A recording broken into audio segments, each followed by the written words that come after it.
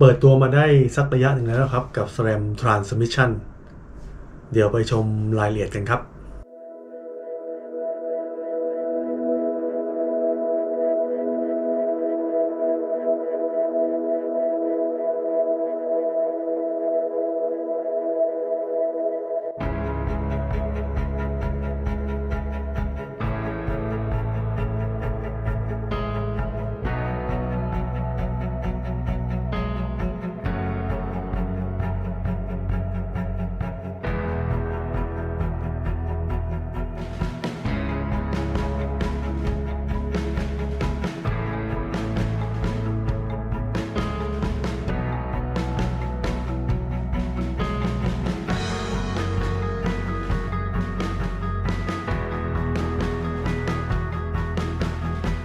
สวัสดีครับผมกรณ์ไบเดย์นะครับก็ไม่ได้คุยกันนานช่วงหลังมาเนี่ยนานๆจะมาทีนะครับไม่ได้มาบ่อยวันนี้ก็อ่านเก็บข้อมูลมาสักระยะหนึ่งแล้วกับเจ้า SRAM Transmission ชุดเกียร์ใหม่ของทาง SRAM ครับเป็นซีรีส์ใหม่ซึ่งจะขายคู่กับ Eagle เดิมก็อันเดิมจะเป็น SRAM Eagle อันใหม่ก็จะเป็น SRAM Eagle Transmission ก็จะแยกกันเลยแต่ว่าอะไรบางอย่างใช้ร่วมกันได้อะไรบางอย่างก็ต้องแยกไปเลยสิ่งที่จะเน้นวันนี้ก็คือทำไม Transmission ถึงมีอะไรใหม่ๆมันใหม่ตรงที่เป็นการดันระบบ Direct Mouse ก็คือ SRAM กลับมาใช้ Direct Mouse จริงๆก่อนหน้านี้เมื่อหลายปีมาแล้วมีชิมาโน่พยายามจะดันระบบ Direct Mouse มาระยะหนึ่งครับแต่ก็สุดท้ายก็ไม่เวิร์กแต่ทีนี้ SRAM เขาทำกันบ้านระดับหนึ่งแล้วก็คิดว่าเขาน่าจะแก้เพนพอยต์จุดด้อยของชุดเกียร์เดิมๆนี่ก็มาแบบ Direct Mouse ที่เน้นความแข็งแรงเลยครับ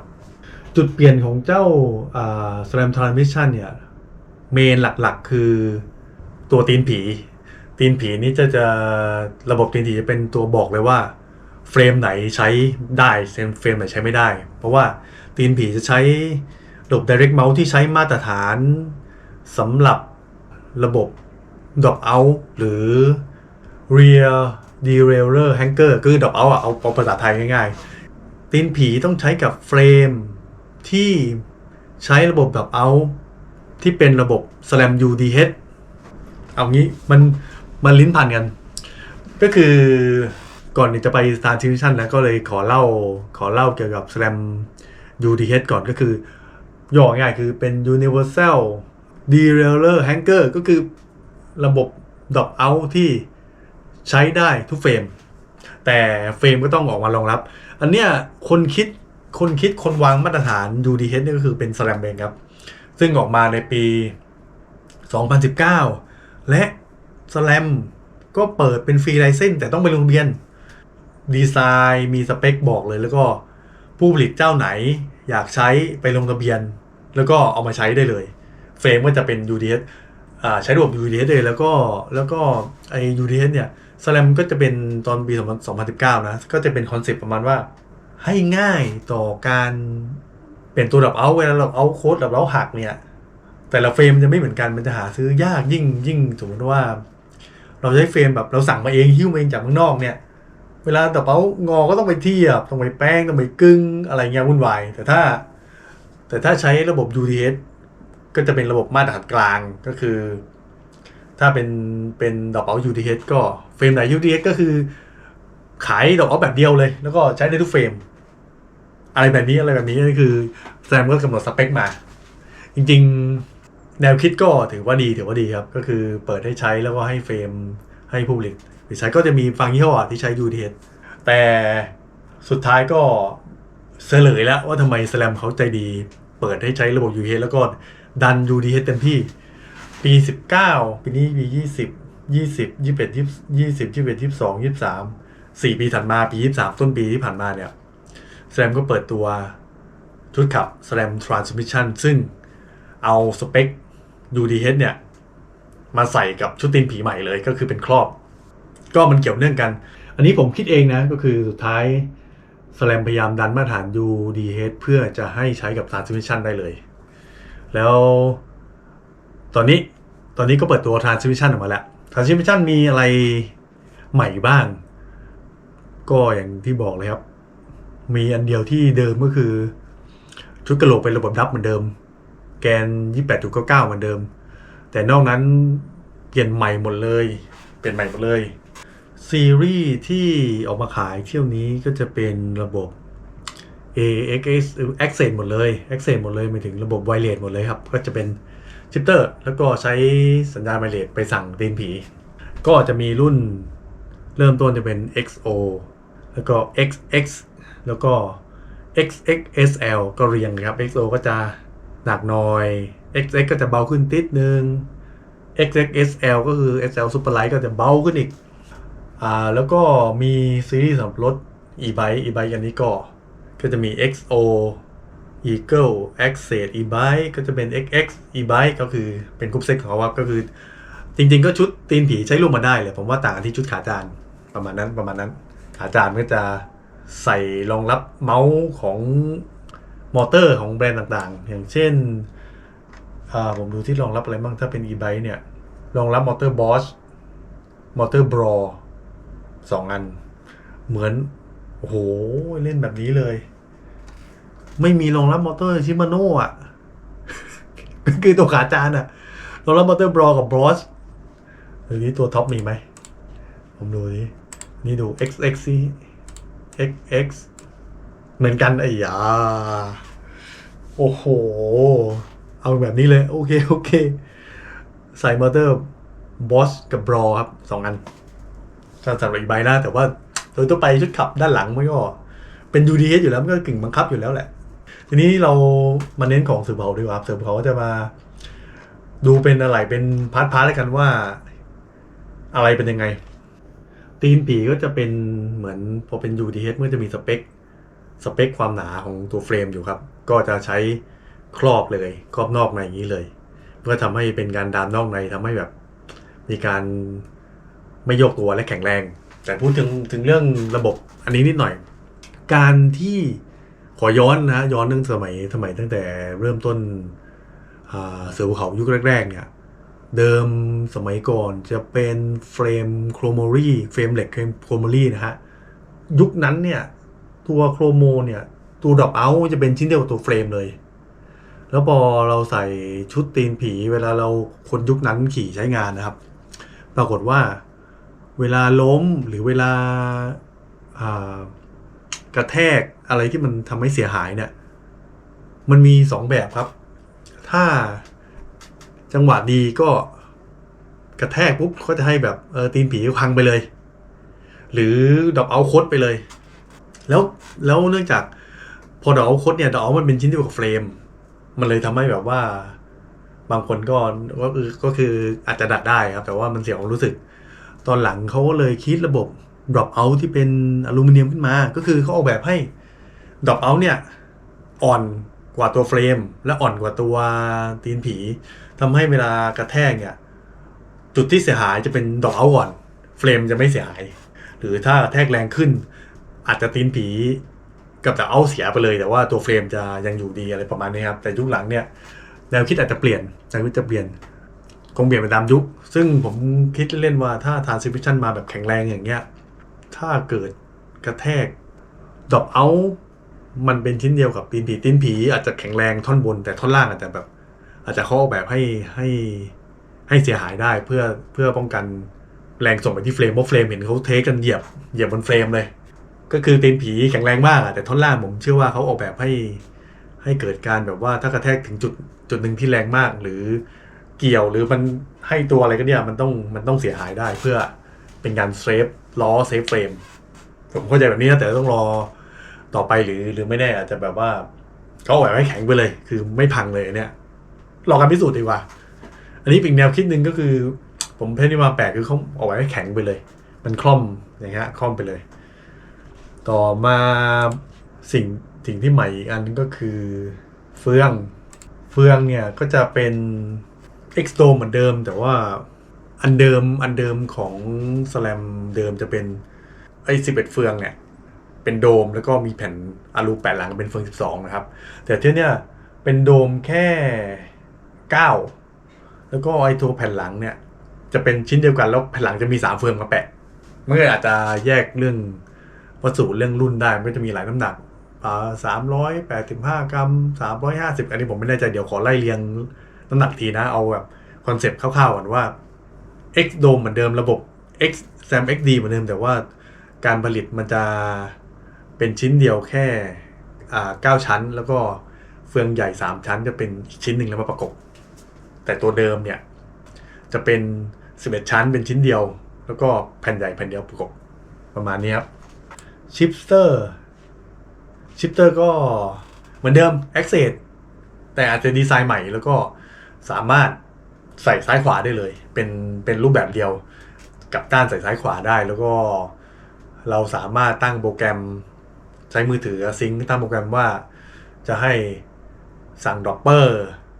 พอเราย้ายไปซ้ายเราสั่งดรอปเปอร์พอย้ายไปขวาสั่งเกียร์อะไรเงี้ยได้หมดเลยครับคือใช้มือถือตั้งเอาอีกชิ้นนึงคือเป็นโซ่ใหม่โซ่นี้โซ่กับเฟืองก็จะให้ชื่อว่า T-Type นะครับโซ่แบบระบบ T-Type เนี่ยก็คือจะไม่เว้าธรรมดามันจะเป็นเว้าเดี๋ยวขึ้นรูปให้ดูมันจะเว้าแบบนี้แต่เป็น T-Type ก็คือมันเว้าแค่จุดที่เกาะกับตัวเฟืองเองด้านบนมันจะเป็นเรียบแล้วข้อดีก็คือนิสแลมบอกมาแข็งแรงขึ้นเป็นไปได้เพราะว่าเนื้อเหล็กเยอะขึ้นอย่างที่2คือเข้าเกียร์แม่นขึ้นอันนี้ก็ผมมานั่งนึกดูทำไมไม่ขึ้นมันก็เป็นไปได้เพราะว่าลองนึกภาพด้านบนเรียบด้านล่างเป็นโค้งพอมันร้อยผ่านเฟืองมันจะกลับด้านแล้วมันร้อยผ่านผู้เล่บนนะผู้เล่บนคือเป็นตัวเปลี่ยนเกียร์พอเราด้านเรียบเนี่ยชนกับผู้เล่บนเวลามันโยกผู้เล่เนี่ยมันขบกับผู้เล่ได้ลึกกว่ามันโยกมันก็จะคมกว่าเป็นไปได้ที่เกียร์จะแม่นขึ้นคมขึ้นอะไรประมาณนี้เพราะโซ่แบบนี้นะครับดีไซน์แล้วก็ถ้าโซ่ตัวเริ่มต้นตัว XO ก็จะเป็นโซ่ดำ XX ก็จะเป็นโซ่ขาว X Super Light XX SL ก็จะเป็นโซ่แล้วมีฉลุอะไรเงี้ยเพื่อเบาขึ้นอีกนิดนึงประมาณนี้ก็จะเป็นแบบคอนเซ็ปต์คร่าวๆว่ามีอะไรมาบ้างอันนี้ผมก็เดี๋ยวผมจะให้ดูขาจานนี้เที่ยวนี้มาแปลกนะขาจานหนักขึ้นแต่ว่ามันมีรุ่น XO เนี่ยสมัยEagle นะครับ XO เป็นคาร์บอนใช่ไหมครับแต่เนี้ย XO เป็นอลูดีไซน์โหดเลยแล้วก็มีบัสการ์ดด้วยบัสการ์ด2ด้านก็คืออยู่ที่ใครถนัดซ้ายขวาแล้วก็ถอดได้ด้วยสมมุติว่าผมขวานำเนี่ยผมก็ใส่แค่ด้านเดียวพอก็จะเบาขึ้นนิดนึงหรือใครซ้ายนำก็ใส่ด้านหรือใครแบบว่าซีเรียสแล้วก็ใส่2ด้านก็ได้อันนี้แล้วแต่ดีไซน์เลยแล้วก็Direct Mouse จะเปลี่ยนเดิมสแลมจะเป็น GXP น็อต3ตัวอันนี้เป็นน็อต8ตัวขัน8ตัวเลยแต่ก็ยังชอบสแลมหน่อยก็มันเป็นแบบไอหกเหลี่ยมดอกจันขันนะก็ง่ายดีครับง่ายดีถ้าเป็นชิมาโน่ต้องมีเครื่องมือพิเศษสวมก็จุดนี้ก็ยังชอบสแลมอยู่แต่ว่าพอเป็นน็อต8ตัวเนี่ยคือถ้าเราใช้สแลมอยู่แล้วเรามีใบจานเดินอยู่หลายฟันเนี่ยมันก็ใช้กันไม่ได้กับชุดนี้เลยแต่ว่าแน่นอนมันมิกซ์กันได้เราใช้ขาจานเดิมถ้าเฟโนยูนิตเราเปลี่ยนแค่ชุดตีนผี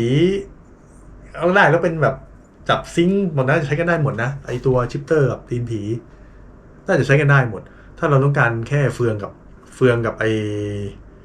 ไอชุด transmission อะชุดตีนผีว่าผมว่ามิกกันได้ก็เราอาจจะไม่ต้องเปลี่ยนครบไอกรุ๊ปเซตก็ได้แต่ว่าถ้าสายสุดก็พอกรุ๊ปเซตเนี่ยมันก็ต้องอะไรใหม่หมดเลยประมาณนี้ใบจานก็ใหม่เลยแต่แปลกว่าเที่ยวนี้มาหนักขึ้นธรรมดาสแลมนี่จะเป็นชุดขับที่เบาแต่พอเป็น XX ก็เป็นคาร์บอนเหมือนเดิมครับขาคาร์บอนเหมือนเดิมเฟืองหลังอันนี้ผมสนใจน่าสนใจเฟืองหลังเนี่ยเป็นอะไรที่อยากได้มานานซึ่งเคยพูดไปแล้วบ้างครับว่าไอ้เฟืองหลังสแลมเนี่ยมันจะเป็นผมไล่ฟังมันจะเป็น10 12 14 16 18 21 24 28 32 36 42 50หรือว่าถ้าเป็นยุคใหม่ก็เป็น4252เลยซึ่งตอน4252มันกระโดดมันก็มีข้อดีนะถ้าคนสายปั่นทางเรียบมากนะมันเกมก็ถี่ดีก็ใช้งานได้กว้างดีแต่ว่า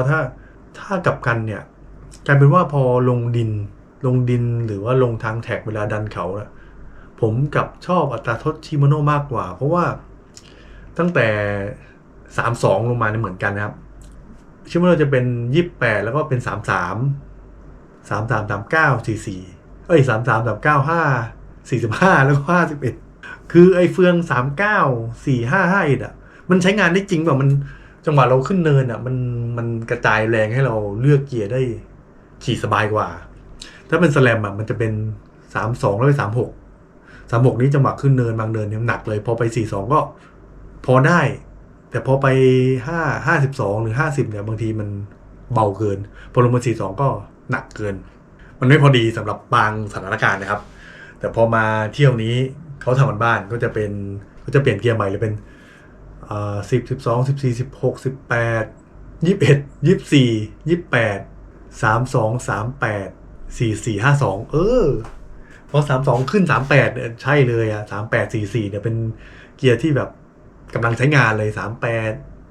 38 44 52ไว้เป็นเกียร์พิเศษจริงๆอันนี้เฟืองหลังรู้สึกชอบกว่าเดิมซึ่งมันแพงกว่าเดิมแต่ว่าเราสามารถซื้อเฟืองหลังมามิกซ์กับชุดสแลมเดิมที่เราใช้ได้นะครับคือชุดตีนผีมันน่าจะใช้งานกันได้แต่ต้องเซตเกียร์หน่อยหรือจะไปเฟืองทางเลือกอะไรเฟืองเลือกมันจะมีเฟืองบางยี่ห้อที่เป็นอัตราโทษประมาณเนี้ยซึ่งน่าใช้น้ำหนักเอาแบบผมสรุปแล้วครับคร่าวๆก็คือไม่คร่าวแล้วรวมๆเลยผมนั่งบวกเลขไว้ให้อันนี้ก็จะเป็นชุดขับไม่มิกซ์ชุดขับแบบตรงรุ่นนะครับทั้งหมดเลยแล้วก็ไม่รวมบัสการ์ดก็คือที่ต่างว่าเราถอดบัสการ์ดออกน้ำหนักที่ได้เป็นน้ำหนักจากเว็บสแลมที่เขาเคลมไว้นะครับก็จะได้เป็นสแลมตัว XXSL น้ำหนักรวมจะเป็น1555สแลมTransmission XX ครับกรุ๊ปเซตหนักอยู่1692ส่วน XO ก็จะหนักเป็น1842กรุ๊ปเซตรวมแบตไม่รวมบัสการ์ดถ้ารวมบัสการ์ดน่าจะเพิ่มอีกสัก 4-50 กรัมประมาณนี้ก็เอาแบบไม่รวมบัสการ์ดนะแบบ to be fair ก็คือมันหนักกว่ารุ่นเดิมทุกรุ่นเลยแต่ที่ต่างกันถ้าแบบว่าน้ำหนักสมมติว่าไอ้ XXSL เนี่ย1555นะครับถ้าเป็นสแลมEagle XX1 เนี่ยหนัก1433แต่นี้คือกรุ๊ปเซตไม่รวมสายเคเบิลเพราะถ้ารวมสายเคเบิลผมว่าอีก80 กรัมที่ต่างกันน่ะเท่ากันพอกันตีว่ารวมเบ็ดเสร็จทั้งระบบแล้วน่าจะพอกันครับเพราะว่า XX1 Eagle ข้อมูลที่ผมทำไว้ก็คือ1433ไม่รวมท่อเคเบิลอันนี้พอมีท่อเคเบิลแล้วก็พอตัดออกมาเป็นAccess เป็นไวเลสก็หนักจากแบตอีก80 กรัมหักลบเท่ากันประมาณนี้วันนี้ก็ประมาณนี้ครับเอาแบบคร่าวๆไว้รู้เป็นเรื่องเป็นคอนเซ็ปต์ส่วนถ้ามีอะไรที่น่าสนใจที่ต้องเจาะลึกก็เดี๋ยวมาเล่าให้ฟังทีนี่คือเราคนขี่ภูเขาแล้วอัปเดตผมก็อัปเดตเพิ่มเติมความรู้ก็ทำข้อมูลเก็บไว้วันนี้ก็ประมาณนี้ขอบคุณที่รับชมนะครับสวัสดีครับ